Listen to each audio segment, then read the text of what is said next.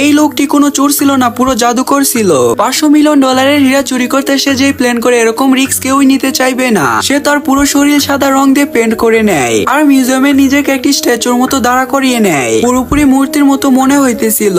কোনো গার্ড একটুও সন্দেহ করে না সামনে যে নাকি দাঁড়িয়েছিল সে একটি ক্রিমিনাল। কিন্তু আসল খেলা তো এখন শুরু। তার হাতে বই ছিল যার ভিতরে লুকিয়েছিল ছোট একটি কন্ট্রোল প্যানেল, আর এটা দিয়েই কন্ট্রোল করতেছিল ছোট একটি ব্ল্যাক কারকে। কার একটি পিলারের পিছন থেকে বের হয় আর ফ্লোরে থাকা ব্ল্যাক লাইনের সাথে সাথে চলতে থাকে। প্রতিটি জিনিস নিখুঁত ভাবে প্ল্যান করা ছিল। কার এতটাই কালো ছিল যে কোনো সিসি ক্যামেরাও ধরতে পারে না। হঠাৎ মনে হয় প্ল্যান ফেল হয়ে যাবে। একজন গার্ড কারের সামনে এসে দাঁড়িয়ে যায় আর দাঁড়িয়ে দাঁড়িয়ে কথা বলতে থাকে, কিন্তু সে ভয় না পেয়ে কার গার্ডের নিচ দিয়ে চালিয়ে নেয়। যখন কার ওই হীরার কাছে যায় তখন শুরু হয় আসল শো। কারণ রোবোটিক কার গ্লাস এবং পিডেস্টালের মাঝে ফিক্সড হয়ে যায় আর সুন্দরভাবে উপরে যেতে থাকে। যখন সঠিক জায়গায় পৌঁছায় তখন গাড়ি সুন্দরভাবে ট্রান্সফর্ম হয়ে যায়, যার ভিতর থেকে বের হয়